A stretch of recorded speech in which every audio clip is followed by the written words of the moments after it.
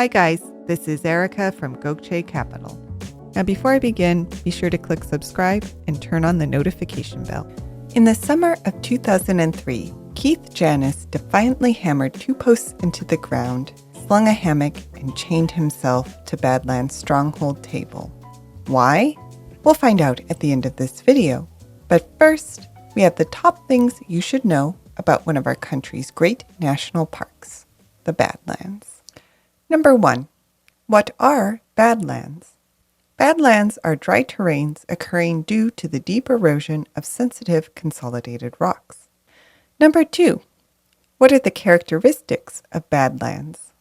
Badlands are best known for their sandstone and other rock formations, in particular the canyons, gullies, ravines, and hoodoos of the Badlands National Park. They also typically have very little vegetation and next to no topsoil. Number 3. What are some examples? In Montana, there's Makoshika State Park. In Utah, the Henry Mountains. In North Dakota, the Theodore Roosevelt National Park. And most famously, in South Dakota, the Badlands National Park. Number 4. What is special about the Badlands National Park? The Badlands National Park has approximately 243,000 acres, located in southwestern South Dakota. As a visitor, you can see geologic formations that are millions of years old, as well as fossils of all kinds, including that of a saber-toothed cat. It is also a great place to learn about history and culture, for the Lakota people have a long history in the region. In terms of wildlife, there are about 1,200 bison that roam the park, and you can see them as well as other flora and fauna by driving the Badlands Loop Road. Finally, at night, you'll see over 7,500 stars in this dark sky park. But there's one other interesting fact about the Badlands. It is actually 2 parks linked by a small ribbon of land. The North Unit, where millions of visitors go to view the Badlands, contains miles of paved roads, hiking trails, campgrounds, and a year-round visitors center. The South Unit, owned by the Oglala Lakota, is no less beautiful, but largely inaccessible and undeveloped. Though the South Unit is tribally held, it is still part of the Badlands National Park and managed by the U.S. government, which has a permanent easement on the land. And for many, this arrangement is unacceptable, which is why Keith Janis once chained himself to Stronghold Table and refused to leave unless the National Park Service did. For Stronghold is a place of immense importance to the Lakota people. It was on the table's wind-whipped top that the Lakota took refuge in 1890 to dance the ghost dance when the world seemed in free fall. The Lakota's troubles began 3 decades earlier when John Bozeman discovered a shortcut to the gold-rich mountains of the Montana Territory.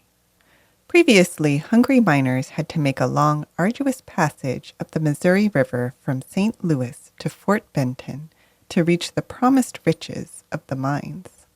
But then, in 1862, Bozeman mapped and expanded a well-used corridor that Indian tribes had followed for centuries. The trail blazed a direct, well-watered path to the Montana gold fields. The only drawback? It cut right through the heart of the territory promised to the Lakota Sioux under the 1851 Fort Laramie Treaty. Within a year, soldiers, forts, and wagon trains streamed into the region in what was quickly seen as an invading force by Chief Red Cloud, the leader of the Lakota. For 2 years, Red Cloud led a campaign of raids and ambushes that would turn the Bozeman Trail into one of the most violent and contentious routes in the American West. President Grant, realizing that the U.S. was no match militarily for the Lakota on their own lands, signed the Treaty of 1868, closing the Bozeman Trail and guaranteeing exclusive tribal occupation of Stronghold, the Black Hills, and much of South Dakota.